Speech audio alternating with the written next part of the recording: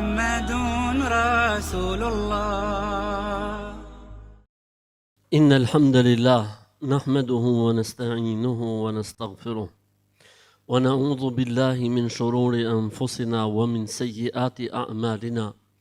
من يهده الله فلا مضل له ومن يضلل فلا هادي له، وأشهد أن لا إله إلا الله وحده لا شريك له، وأشهد أن محمدا عبده ورسوله وصفيه من خلقه صلى الله عليه وعلى آله وصحبه وسلم.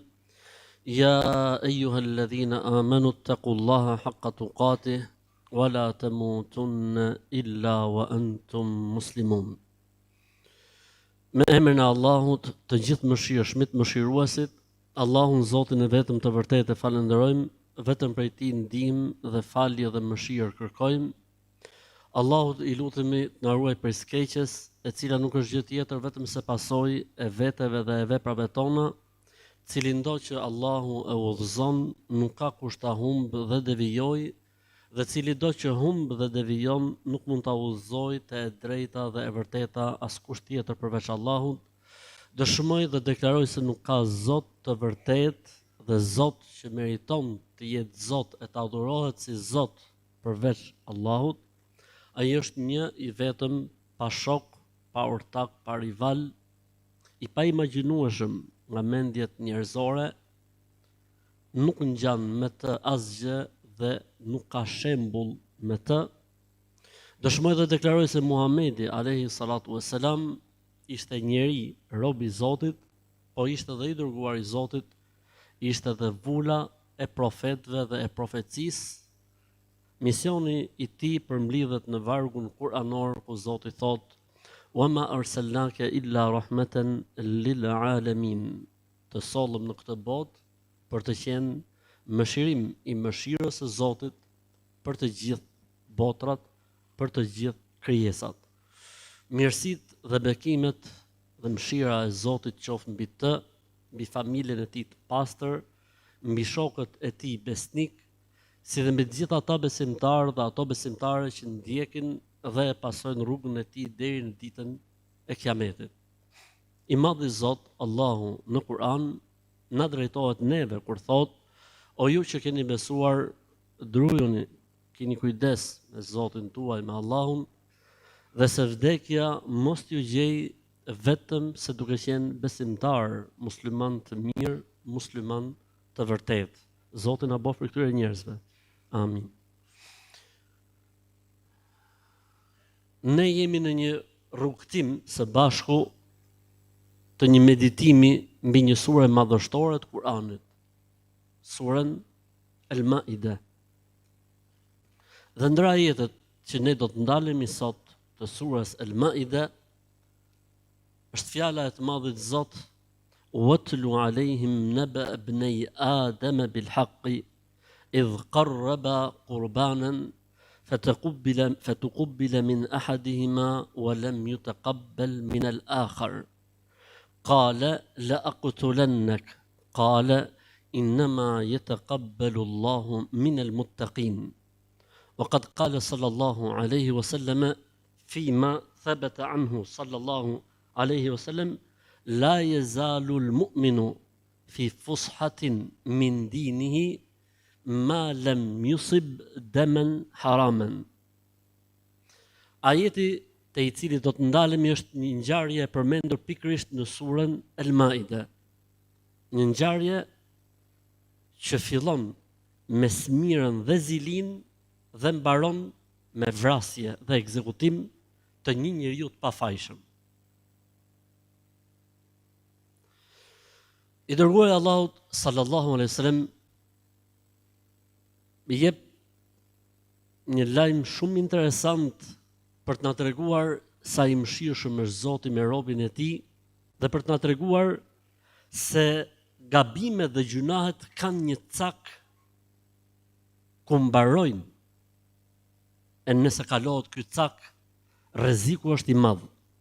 I dërguari i Allahut sallallahu alaihi wasallam tha: "Muslimani është në një fushë tolerancë dhe hapësire për faljen e Zotit pafundësisht, derisa nuk arrin në mëkatin e vrasjes së një njeriu padrejtësisht. Ose hadithi tjetër, pejgamberi alayhi salatu wassalam tha: "Awwal ma yuqda bihi bayna al-ibadi yawm al-qiyamati fi ad-dima." Gjëja e parë për të cilën do të fillojë llogaria në botën tjetër janë gjakrat. Pra në raport me Zotin, sala, namazi, aty është pyetja e parë, namazi, pastaj të tjerat ka hapësirë sa dush. Ndërsa në raport me njerëzit, pyetja e parë ose gjëja e parë që shihet tek njeriu, ka gjak në qafë ky njeri apo jo. Nëse s'ka gjak në qafë, ka hapësira shumë. E nëse ka gjak në qafë, me që kuptimin qafë, do më thonë ka vra dikë pa drejtësisht dhe pa merit, atëherë ky njeri e ka punën pisk ditën e kiametit. Mund ta përmbledhim gjithë të ngjarje, do të flasim pak për ngjarjen, në faktin që smira dhe hasedi është e natyrshme te njeriu. Mirë po besimtari dhe devotshmëria është ajo që e mban dhe e mbyt smirën dhe hasedin dhe e nxjerr jashtë funksionit me ndihmën dhe fuqinë e të Madhit Zot, ose njeriu është ai i cili e lën të zhvillohet, të eci përpara dhe mund të shkojë smira dhe hasedi, pra zilia mund të shkojë deri aty në humbjen e jetës njerëzve. Nëse nuk orientohet dhe nëse nuk kufizohet. Atëherë ngjarja për cilën flet Zoti në Kur'an ka të bëjë me dy bijët e Ademit alayhi salatu wassalam, me dy djem të Ademit alayhi salatu wassalam. Ka ndodhur një debat mes tyre dhe jati Ademi alayhi salatu wassalam ju thot që ju duhet paraqisni një kurban te Zoti. Kujt i pranohet është me drejtën dhe ai e meriton. Nuk duhet të futem në detaje, se po ta shohësh në Kur'an nuk ka dhënë shumë detaje sepse detajet nuk janë fort të rëndësishme.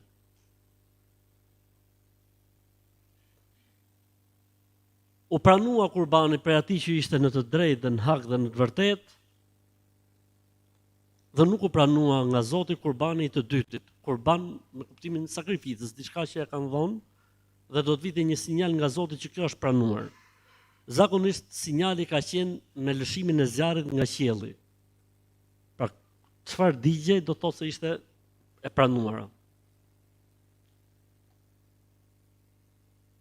Vllai tjetër, ky që nuk ju pranua dhe që faktikisht kishte specifika të tjera historia, i tha vllait vet, kam bërë të vraj, tha. Ai ju përgjigj, Zoti pranon për njerëzit devotshëm. Pra ku është faji im se nuk u pranua jote, po u pranua imja. Mirë, po problemi ishte diku tjetër faktikisht. Jo thjesht u pranua, po nuk u pranu. Kurbani dhe sakrifica. Megjithatë i tha vllait, nëse ti tenton të më vrasësh, unë s'do ta bëj atë gjë. Nëse ti e bën këtë punë, vlla, do të marrësh mbi veten tate dhe gjunahet e mia. E përfundimi jot në atë botë do të jetë i tmerrshëm. Dhe unë nuk kam ndërmend të bëj asnjë lloj reagimi. As të vetë mbrohem, se si mund të ruhet vllai për vllait. Dhe ai për një moment e la, pastaj e pa një pozicion dhe përmenet në për historitë që interpretojnë ngjarjen, e ka myt me gur, i ka gjujt nga lart poshtë. E kur njeriu përballet me një situatë tillë, nëse është njeri akoma, preket, s'dinte çfarë të bënte, u ndodh keq.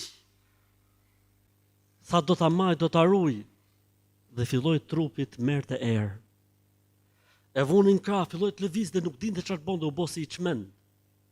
E Zoti çoi përpara tij një sorr, dy sorra ose dy korba, që ka çafytën me njëri tjetrin, e vrau njëri tjetrin, e ky tjetri hapi një grop E futi tjetrin dhe e mbuloi dhe iku. E ky tha me vete, mesazh. Hapi një grop dhe e groposi vllajën e vet dhe u bë shumë pishman. Ndiu shumë keqardhje të madhe për atë që bëri. Kjo është historia që ka përmend Allahu në Kur'an, pa u fut në shumë detaje për emrat apo çfarë ishte lloji i kurbanit etj, sepse interesant është të merret thelbi dhe të merret mësimi dhe të ndalen njerëzit në detaje apo të harxojnë kohë për detajet. E mësimet që nxjerrim ne nga kjo gjë është ajo që unë thash në fillim të kësaj hutbeje. Duhet ta ruajmë veten tonë nga mos përmbajtja dhe mos kufizimi i smirës, i zilis, i inatit dhe mëris.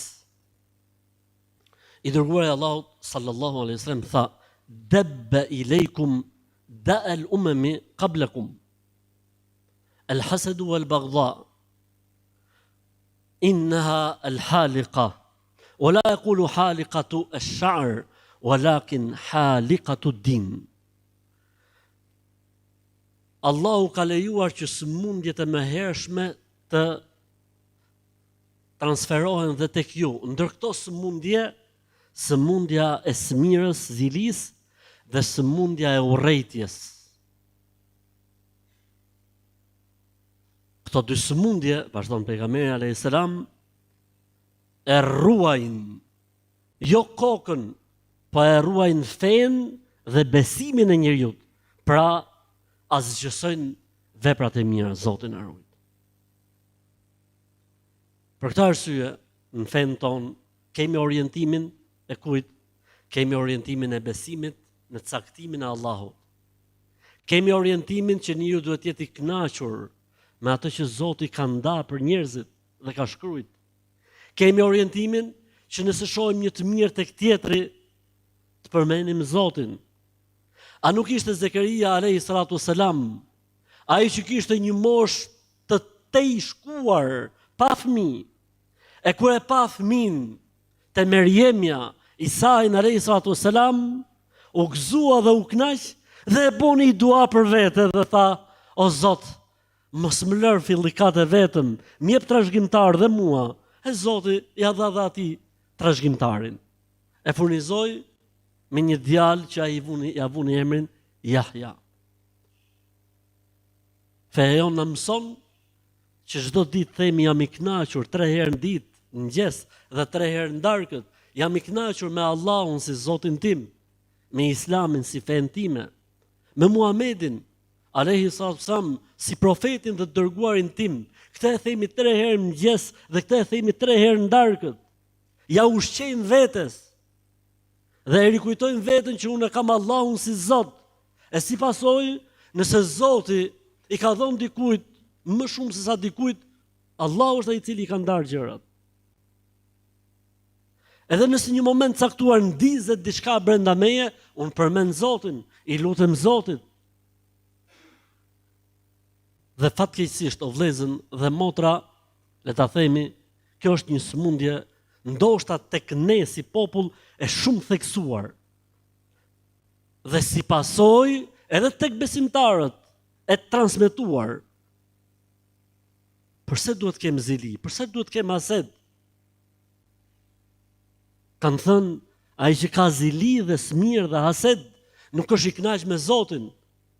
Sepse është Zoti, ai i cili dikujt i ka dhënë pasuninë, dikujt i ka dhënë bukurinë, dikujt ja ka dhënë të dyja, dikujt tjetër i ka dhënë zgjuarsinë, dikujt tjetër i ka dhënë dijen, dikujt tjetër i ka dhënë dhe dikujt tjetër nuk i ka dhënë. Mirë, po ne i krahasojmë gjërat dhe harrojmë të mirat e Zotit tek ne dhe shohim vetëm të mirat e tjerëve.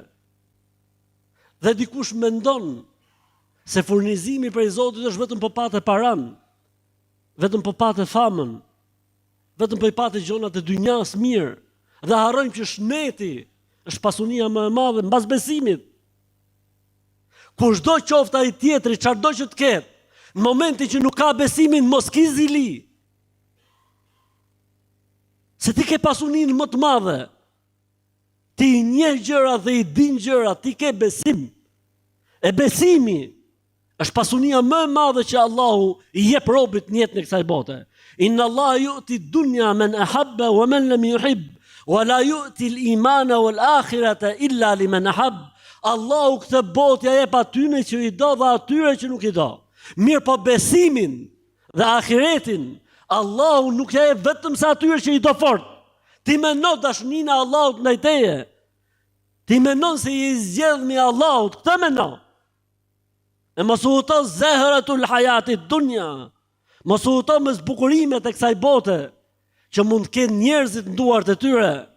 Për këtë arsye Zoti i Madh në surën El-Fajr çfarë tha? Fa amma al-insanu idha mabtalahu rabbuhu fa akramahu wa na'amahu fa yaqulu rabbi akraman wa amma idha mabtalahu fa qadara alayhi rizqahu fa yaqulu rabbi ahanan. Njeriu ka këtë peshore për t'i matë gjërat. Po i shkon punët marrë dhe mirë dhe po pati pare, thot po vallai Zoti më ka nderuar, më ka ngrit lart. E nëse Zoti e sprovon me varfëri apo me diçka tjetër, me smundje apo me hall, thot Zoti më ka ul shumë, ka poshtruar shumë. Jo. Kella, bella, to krimuni l-yatim. Nuk është ashtu. Nuk është kjo peshorja. Peshorja është të besosh, të i bish Allahut me ballë në sejdë, të ndihmosh të varfrin, të gjendesh pranë jetimit, ta shohësh si pasunin, ta shohësh si mjet dhe jo si qëllim. Ta shohësh veten tënde si menaxher dhe me administrator, jo si zotërues. Pasunia e vërtetë është besosh dhe dish se i di do të dalësh përpara Zotit dhe do të japësh llogari. E nëse dikujt Zoti i ka dhënë çdo gjë, po si ka dhënë besimin, si ka dhënë asgjë. E nëse dikujt Zoti i ka dhënë përveç besimit, pasuni dhe mirësi, ti krahaso mirësitë e tua. Mos u merr me mirësitë e tjetrit. Se nuk është pasunia vetëm tek paraja, tek leku, tek e pasmja, tek komoditeti. Është neti, është familja, janë fëmijët, e shumë gjëra tjera. Tha Zoti në Kur'an, wa atakum min kulli ma sa'altumuh. Allah ju ka dhënë çfarë i keni kërku. A nuk është kjo mirësi e madhe dhe begati e madhe? Wa in ta'uddu ni'matallahi la tuhsuha. E nëse do të doni të numëronit mirat e Zotit, kur nuk do të mundnit të dilnit në fund numërimit. E kjo sure në mëson që njeriu qysh në fillim duhet ta kapi situatën. Se pastaj shkon situata në një fazë të atill që njeriu nuk e kontrollon më dot veten, madje nuk mund të shërohet atij sëmundja e zilis vetëm kur ta shohë atë tjetrin të vdek. Dhe kanë thonë, ka edhe një zili më të keqe se sa kjo, që është zilia e vdekjes. Çfarë është zilia e vdekjes? Tha kur dikush vdes në një kohë kur vdesi njerëz të mëdhenj, dhe vdes dhe dikush në atë vit. Dhe fillon dhe zilia për vdesje, vdiq në atë vit ai që vdiq filan dietar apo filan ngjarje. Kjo është e çuditshme. Po ja që ndodh. Pra është një sëmundje që është si puna e zjarrit në pyll, që po filloi nuk dihet se çfarë merr përpara. Prandaj dhe i madhi Zot Allahu xhalla xhelaluhu vazhdimisht e përmend Kur'an sa ai është furnizuesi. Vazhdimisht e përmend Kur'an sa ai është ai i cili i ka ndarë gjërat. Që njerëzit nëse duan të kenë më mirë apo më shumë, duhet të ndryshojnë metodën e të menduarit. Në radhë të parë me krijuesin dhe në radhë të dytë konsulencat, punët, vrapimi, shkaqet e kështu me radhë, sepse vetë ai që tha, unë jam furnizuesi, po ai tha që kërkojeni, lodhuni. Ishte njëjti ai që tha unë kam garantuar gjithçka, është po ai që tha sa'u fil ard. Lëvizni në tokë, nëse doni të keni furnizim të bollshëm, pra me kuptimin lëvizni me gjetë metodat dhe mënyrat për ta kërkuar halallin, për ta kërkuar atë që është e dobishme. I dërguar Allahut sallallahu alaihi wasallam duke na treguar, si më thënë, të keqen dhe kobësin që ka ky mëkat, tha në një rast, el qatilu wal maktulu fi nar. Ai që vret dikë, edhe vrasësi ose vrasësi dhe i vrari, të dy janë në zjarr të xhenemit. Me të drejtë sahabët pyetën dhe thanë: O i dërguar i Allahut, mirë vrasësi që është në zjarr të xhenemit, po i vrari pse në xhenem? Tha edhe i vrari kishte qëllim që ta vriste vrasësin. Nëse dy njerëz takohen, tha, me shpatat e tyre, vrasësi dhe i vrari janë në xhenem, tha mirë vrasësi, po i vrari pse? Tha se edhe ky doli për të vrarë vllajën e tij. Kështu që njeriu duhet të jetë i kujdesshëm dhe siç e thash edhe më herët, nuk duhet shkoj asnjëherë puna deri këtu. Për gjërave interesante që ka ajeti, është se Zoti tregoi se njëri prej vëllezërve i tha tjetrit: Allahu pranon prej njerëzve të devotshëm. Dhe devocioni ose devotshmëria është diçka që arrihet me mund dhe me përpjekje. Jo të gjithë njerëzit që vinë, falen dhe lutën mund të jenë devotshëm. Devocion do të thotë përkushtim. Sa më i përkushtuar të jetë njeriu ndaj Zotit, ndaj porosive të Zotit, ndaj porosive të Muhamedit alayhi salatu selam, aq është edhe më i devotshëm. Dhe sa më larg këtyre gjona, aq më shumë bie edhe nota e devotshmërisë tij. Kështu që devocioni ka edhe edukat dhe sjellje. Ndër edukatën dhe sjelljen e devocionit është që njeriu mos të ketë zili. Mos ta lej zilin të zijej apo të shfaqet në vepra apo në fjalë. Përkundrazi, sa më e madhe të jetë norma e devocionit tek njeriu, aq më i aftë është ai për ta mbytur, për ta shuar, për ta zotëruar zjarrin e zilis që mund të ketë brenda tij. Dhe kanë thonë ka dy metoda interesante për ta shuar zjarrin e zilis apo smirës apo krahasueshmërisë. Kanë thonë dy metoda. Njëra është fetare e pastër dhe tjetra është, le të themi, mekanika apo që s'ka lidhje me fen. E para fetare është që njeriu të kujtojë Zotin, të marrë abdes, të fali namaz, të lexojë Kur'an, të lutet Allahu xhalla xhelaluhu, të kujtojë të mirat e Zotit në trupin e tij, në veten e tij, në familjen e tij, etj. Ndoshta edhe ca të tjera që do i përmendim. Ndërsa kanë thonë metoda tjetër që është, le të themi, e dynjas, është që njeriu të merret me një aktivitet. Rasja vrapit, vëllai, bëj 10 kilometra me grupin Vrap Lale, për shembull, që kanë çunat tonë. Ose shko ke Varrezat, vëlla, vizito prindërit që kanë ndruar jetë.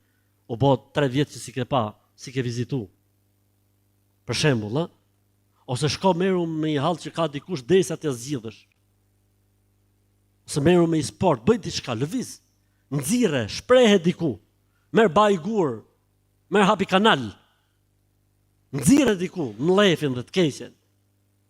Dhe mos e let të mbysi, se kanë thonë të parët tanë, sëmundja më e drejtë e Allahut në tokë është sëmundja e zilis dhe e smirës. Kanë thonë, sepse si fillim shkatron të Zotin e vet, ja djeg të përmendshmet, mërqin, pankreasin janë nxjerr jashtë funksionit, e pastaj është me të tjerët. Filloi zbardhen koka, bëhet me thinja, filloi bin flokët, filloi bëhet trupi pulla. Do ta japë ajo efekt një ke personi vet. Pastaj tek të tjerët. Për gjërave interesante që ka ajeti gjithashtu është thot ai njëri që orienton për një të mirë e merr shpërblimin si ai që e bën të mirën. Ai njëri që orienton për të keqen e merr shpërblimin si ai që e ka bërë për herë të parë të keqen. Pra nëse një njeri bëhet sebeb për një të mirë, kushdo që e bën të mirën mas ti këtij i vjen sevapi. Një njeri që bëhet sebeb për të keqen, i pari orienton për të keqen. Kushdo që e bën të keqen mas ti, do të mori gjynofet ai i pari që ishte sebebçiu. Po ku është kjo ke ajeti? Ka thënë pejgamberi alayhi salatu wassalam. Çdo vrasje që ndodh sot në botë i shkon një mëkati dhe gjunahu përveç këtij që po e bën edhe birit të Ademit, i cili bëri për herë të parë vrasjen në historinë e njerëzimit. Ai që mësuesi i parë. Çdo njeri që bën, jo se shpëton ky që e bën sot, jo se shpëton, po njësoj si ky e merr edhe ai. Pejgamberi sa që tha, ai që orienton njerëzit për një të mirë, e merr shpërblimin si ata që e bëjnë, ai që orienton njerëzit për diçka të keqe, e merr gjunahun njësoj si ata që e bëjnë të keqen. Pra edhe e keqja aty i shkon këtij, edhe të mirat e këtyre i shkojnë atij gjithashtu. Për gjërave interesante që ka ajeti kuranor është se i madhi Zot Allahu xhalla xhelaluhu tha në fund ajeteve: fa asbaha minan nadimin. Edhe më zbër kjo pyetje shumë herë faktikisht. A u pendu biri i Ademit dhe e fali Zotin mas pendimit? Allahu çfarë tha në fund të ngjarjes? Fa asbaha minan nadimin. Ai ndjeu keqardhje të madhe dhe pikëllim për atë që bëri. Dikush ka thënë kjo tregon se është pendu dhe Zoti ja ka pranuar pendimin. Dhe dikush tjetër ka thënë jo. Fakti që ai ndjeu keqardhje nuk do të thotë që është penduar. Dhe ky është mendimi më i saktë. A e di pse? Hadithi që unë përmenda pak më lart. Çfarë tha pejgamberi sallallahu alajhi wasallam? Dhe çdo njeri që vret njeri në këtë botë i shkon birit të Ademit hisja. E po t'ishte penduar ai, nuk kishte më çfarë t'i shkonte atij hise. Po mirë, a nuk ka një hadith profetik që pejgamberi alayhis salam thotë inna nadamu tawbatun, kush ndjen keqardhje për atë që ka bërë, faktikisht është penduar. Thon dietarët, këtu e ka thënë pejgamberi sa me kuptimin se ka bërë pjesën më të madhe të pendimit. Pra nuk është keqardhja apo ndjesia se ke bërë keq pendim. Derisa njeriu ta bëj pendimin me të vërtetë, pra ta shprehi, t'ia thotë Zotit, ta deklaroj, ta pranoj. E nëse është haku i dikujt tjetër, t'ia kthej hakun tjetrit. Nëse është diçka që ka të bëjë me krijesat, duhet shkoj të halaloset, t'ia marrë halallin atij që i ka bërë zullum dhe padrejtësi. Përndryshe nuk quhet keqardhja pendim. Dhe se hadithi nuk nënkupton këtë, pra hadithi i pejgamberit sallallahu alaihi wasallam. Për gjërave interesante që ka ajeti, është njëri prej vëllezërve as nuk reagoi fare me mbrojt veten e tij. Ka një hadith shumë interesant o vëllezër. Thotë pejgamberi i Zotit, i thotë njëri pejgamberit alayhis salam, nëse dikush ta vjen me mvra, tha kun Abdullahi al-Maktul, la të kun Abdullahi al-Qatil. Tha më mirë ji i vrari se sa vrasësi. Pra me kuptimin shumë e rëndë dhe nuk e ndan dot njeriu, nuk e ndan dot këtë punë njeriu, se kur futet nefsi, kur futet egoja, kur futen shumë gjëra në lojë, njeriu nuk ka më thellësi për ta ndarë gjën. Për këtë arsye i tha, më mirë i vrarë se sa vrasësi. Për gjërave interesante që gjen në këtë tematik është thënia e pejgamberit alayhi salatu wassalam. Men ashara ila akhihi bihadidatin bata yal'anuhu al-malaika. Kush ja drejton një hekurisht, nuk tha pistoletën ore, nuk tha shtinzën, nuk tha shigjetën, një hekurisht. Ajo hekurishte mund të jetë thika, mund të jetë piruni, mund të jetë një gozhd, mund të jetë një thum. Kush ja drejton një hekurisht vllajt të tij, e mallkojnë me lajket një natë të tërë. Kupton ti thjesht mallkimin e me lajkeve 12 orë pa pushim, çdo thot? Po çfarë? thjesht se ja drejtoi, nuk është se bëri asgjë. Po mirë, po me bo shaka. A e dini që ka një hadith shumë interesant për atë që ne e themi kështu si me shaka, themi kur dikush I drejton armën dikujt, çfarë I thot ky tjetër? Ora kujdes se mush shejtani.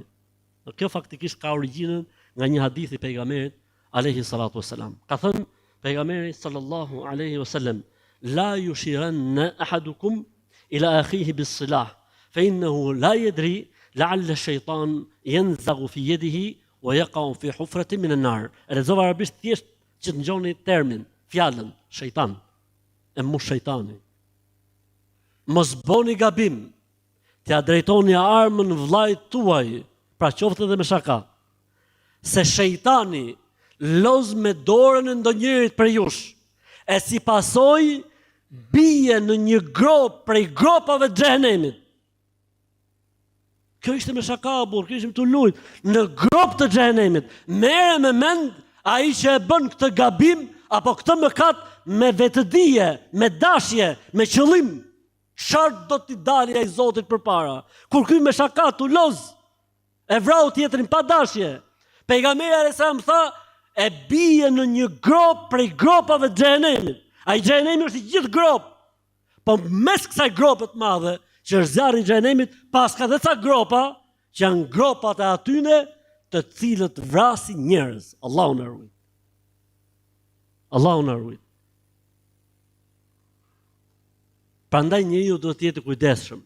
Prandaj njeriu duhet të pyesi, prandaj njeriu duhet të konsultohet. Për këtë arsye njeriu duhet të gjejë gjitha zgjidhjet e mos shkoj asnjëherë në zgjidhjen e vrasjes. Pse? Unë e thash pak më herët, njeriu e ka shumë vështirë që t'i ndajë gjërat se si qëndron puna. Sidomos kur futet vetja e tij në lojë apo kur futen gjëra të tjera në lojë.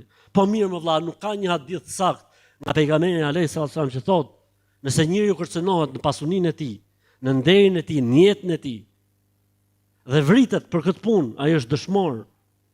E nëse vret tjetrin, ai është në xhenem, po është e saktë. Po kjo nuk do të thotë që njeriu zgjidhjen e parë çoj vrasjen. Duhet ezauroj të gjitha. E në momentin që nuk ka më zgjidhje, atëherë është gjë tjetër.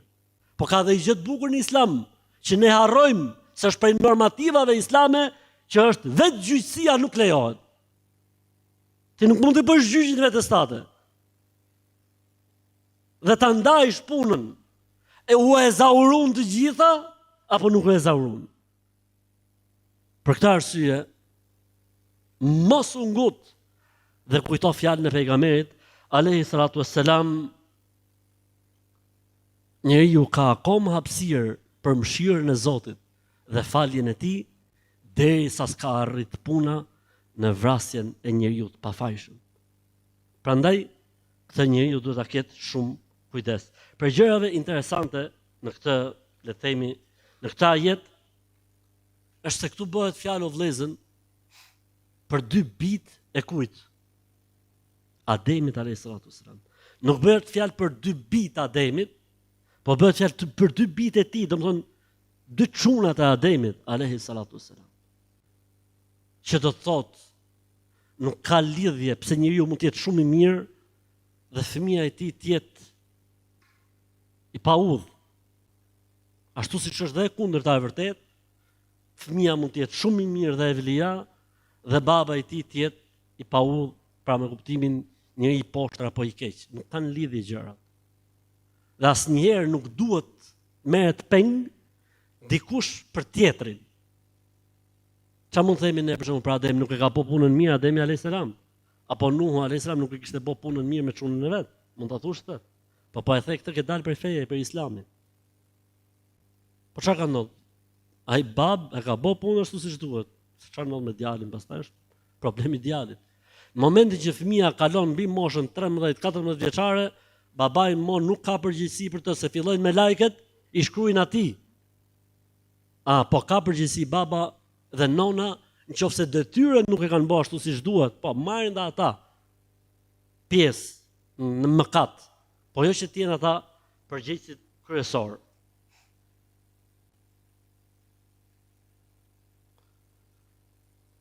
Vëllezër dhe motra, Islami na mëson që gjithmonë të kujtojmë Zotin për çdo lloj situate. Po edhe kur shohim të mirat tek të tjerët, prap mendjen duhet ta çojmë tek Zoti. Dhe të heqim dorë nga kjo puna e krahasimit, o vëllezër. Pejgamberi sallallahu alaihi wasallam ka thënë: shihni dhe krahasoni veten tuaj, dëgjoj sa e bukur, o vëllezër dhe motra. Shihni dhe krahasoni veten tuaj në punët e fesë dhe adhurimit ata që janë më lart se ju. Ndërsa punët e kësaj bote krahasojeni veten me ata që janë poshtë jush.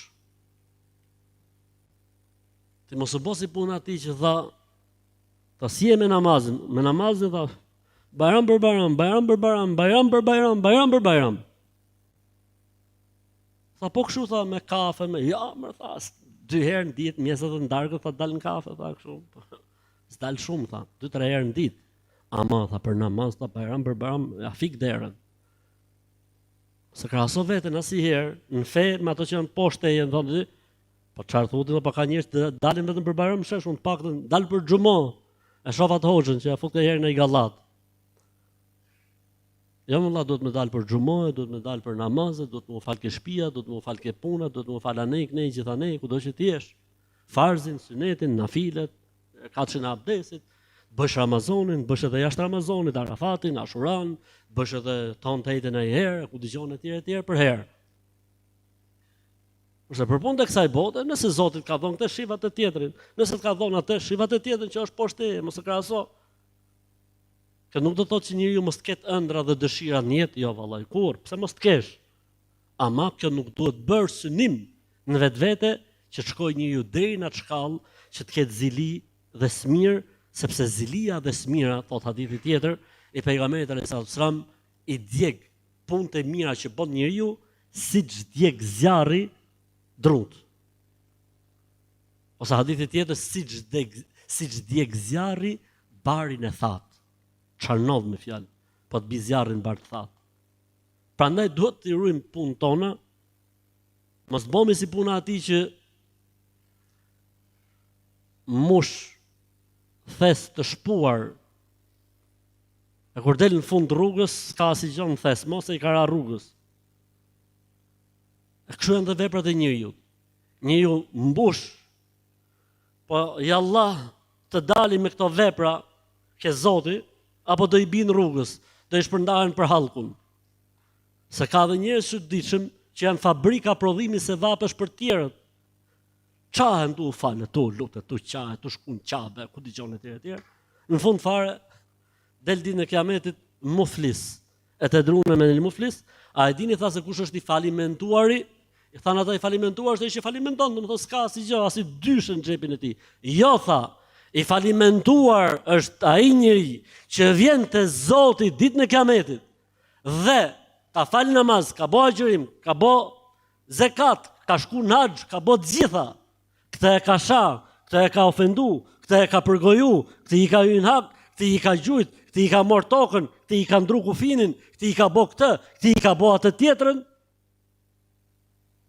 Vin njerëz dhe thonë o Zot, po ky na e boni këtë gjë. Po Zoti merrni sevape. Merrni sevape. E nëse i marrojnë sevapet, fabrika falimentoi, thot ky hapi firmë tani, firma e blerjes gjunave. Se vetja i falimentoi, çka kishte prodhuar deri më sot? Iran, gjitha. Edhe i merr, kush ka ngel? Po ka ngel dhe filoni dhe fisteku, po ka ngel dhe filon në fis, ka ngel dhe filan popull, se i ditë duke fol tha, ato janë gjithë kështu. Ditë në kiametit, i gjerë roqa poqa, e gjithë popullin të prit aty. Ose për ndryshe, dua morësh dhe bëhesh multimilioner, multibilioner, multitrilioner. Në çfarë? Në gjënat e hallkut dhe të botës, a ka birë none që të pastron ty o vlla? Pasha Allahun, vetëm zjarri i xhenemit të pastron, e i Zotit di se sa mund zgjasi procedura e pastrimit. incineratori. Sa kohë do të marrë incineratori i xhenemit me pastru ty, se ke marrë me miliona dhe me biliona dhe me triliona, korriz, vallaj, e vështirë është puna. Prandaj, me kujdes. Prandaj, duhet jemi vëmendshëm, sepse, si thaj, daullet rrahin për ata që kanë vesh. E Zoti tha në Kur'an, fadhakkir fa inna dhikra tanfa'ul mu'minin, përkujto, se nëse ata që ke përpara janë besimtar, përkujtimi do t'ju bëj dobi qofshim për këtyre njerëzve. Ne i përmendëm pak gjatë hutbes se si njeriu mund të mbrohet nga kjo gjë e keqe. Dhe tham, të kujtoj njeriu të mirat e Zotit te vetja e tij. Mos të angazhohet me të mirat e Zotit tek të tjerët. E dyta, nëse shet diçka që i pëlqen tek dikush, ta çoj mendin tek Zoti dhe të përmeni Zotin që mos ta dëmtojë atë tjetrin në të mirën që i ka dhënë Zoti. Tham, të rrisi normat e devotshmërisë dhe devocionit, se sa më të larta të jenë normat e devotshmërisë dhe devocionit dhe përkushtimit, aq më shumë ulen këto lloj sjelljesh në jetën e njeriu. Të kujtoj vazhdimisht se gjunahu i parë që ka ndodhur në historinë e njerëzimit është një gjunah që është rezultat i smirës dhe i zilisë.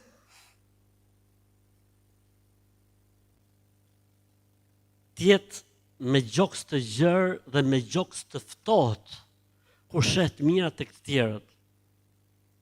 Mos lejosh të nizet, se ka kesa të nizet, nuk e man ti më, as ti vetë nuk e man dot veten. Kështu që qysh në fillim, kape situatën, përmend Zotin, bëj ato që thash unë vrap, ose fillo falu pa pushim ja 2-3 orë në bie rehat. Ti je i kënaqur me caktimin dhe me ndarjen e Zotit, të kuptosh se i smuri i parë nga kjo që do të ndodhi, do të jesh ti. Kujto fjalën e pejgamberit alayhis salatu wasalam, i cili tha, kjo botë është e mallkuar dhe çdo gjë në këtë botë është e mallkuar, pa mos kujto se ka në mirë të madhe dikush që po gëzon këtë botë dhe këtë dynja. Lexo dhe përkujto veten tate me atë që quhet në Islam besimi në qada dhe në qader. Ke probleme në këtë sekcion të besimit, ke probleme, duhet me i futi herë dhe i lexim, duhet me futi edhe herë një ripërtritje të besimit në këtë fushë, sepse faktikisht ti ke probleme, pra ai person që ka këtë lloj problematike ka probleme me besimin e tij në qaderin e Allahut xhella xhelaluhu. Për ta mbyllur me 2 gjëra. E para kësaj historie kush përmenet? Përmenen Benu Israilët me historitë e tyre. Mas kësaj historie kush përmenen? Benu Israilët me historitë e tyre. Si para ngjarjes dhe mas ngjarjes. Subhanallah. Çfarë tha Zoti mas kësaj ngjarje? Min ajli dhalika katabna ala bani Israila أنه من قتل نفسا بغير نفس أو فساد في الأرض فكأنما قتل الناس جميعا ومن أحياها فكأنما أحيا الناس جميعا. Gjojë tani lidhjen. Për këtë arsye historia me kë kishte të bënte vëllezën? Historia me kë kishte të bënte? Me bijtë e Ademit alayhis salatu wassalam, një ngjarje që ka ndodhur ku e diun sa qindra mijëra vite përpara. Tha Zoti, për këtë arsye e bëm ligj për Beni Israilët se kush e vret një njeri pa drejtësisht është njësoj si kur ka zhduk dhe vra gjithë botën. E kush bëhet se beb që t'jetoj dikush, do ta marrë shpërblimin dhe sevapin si kur ka shpëtuar gjithë botën. Pse përmendi pikërisht këta dhe nuk tha për këtë arsye ja shkruaj të njerëzimit si ligj se kush e vret një njeri si kur ka vrarë gjithë botën, e kush ja mundson një njeriu të jetojë si kur ka. Pse nuk tha për këtë arsye, o musliman, kush e vret një njeri si kur ka vrarë gjithë. Jo, për këtë arsye ja shkruajtëm si ligj Beni Israilëve. Ai faktikisht për gjithë profetët ka qenë njëjti ligj. Pse cilësoi këta? Se këta janë ata të cilët e vetmja gjë që nuk i kushtojnë rëndësi përpara interesit dhe qëllimit të tyre është jeta e njerëzve. Siç ndodhi në Gaza. 70.000 që dihen dhe që janë regjistruar me mira familje të shuara krejtësisht. Si do të dalin këta njerëz përpara Zotit? Si do të dalin përpara Zotit? Për çdo njeri shumëzim 8 miliard.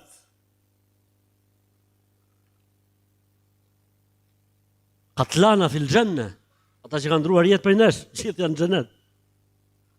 Për çfarë do të ndodhi me këta njerëz? Nuk ka dyshim, inna rabbaka lebil mirsad. Zoti i madh ju ka zënë pusim, s'ka dyshim. Nuk ka dyshim. Gjaku nuk hum kur. Gjaku nuk hum. Gjaku nuk hum.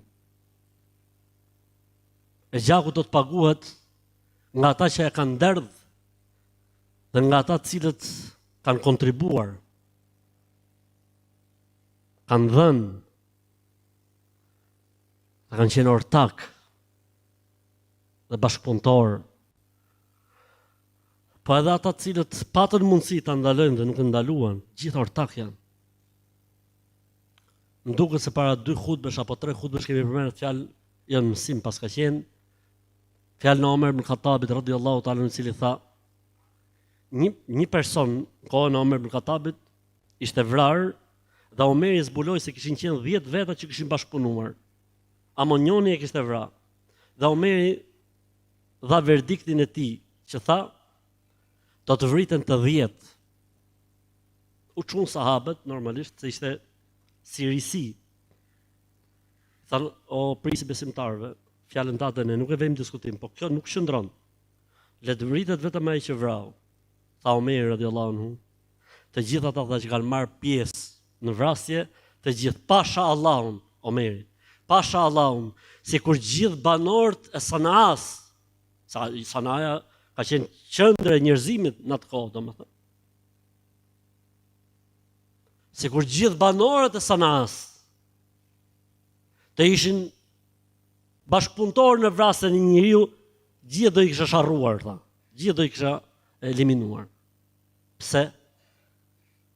Se duhet prerë rrugat të keqes. Për këtë arsye një nga gabimet më të mëdha që kanë disa legjislacione në botë është heqja e ligjit me vrasje për vrasësin. Është kobi më i madh dhe dëmi më i madh që i bëhet shoqërive njerëzore, sepse ti kriminalit i jep hapësirat dhe dritat, thotë, çap 24 vjet. Kur e pranon 17 direkt, kur sillesh mirë 13, kur ashtu 12, me 7, paguaj që i rregullon muhabetin e lag me voj rrugës, me 3, edhe e shep vrasësin në për rrugë, e thuti pastaj pse vran, e pse u vran, e si u vran. Po normalisht kur s'ka drejtësi, njerëzit do të mundohen me bë vetë gjyqësi, pavarësisht se kjo nuk lejohet. E duhet me halon Zotit, pa dyshim. La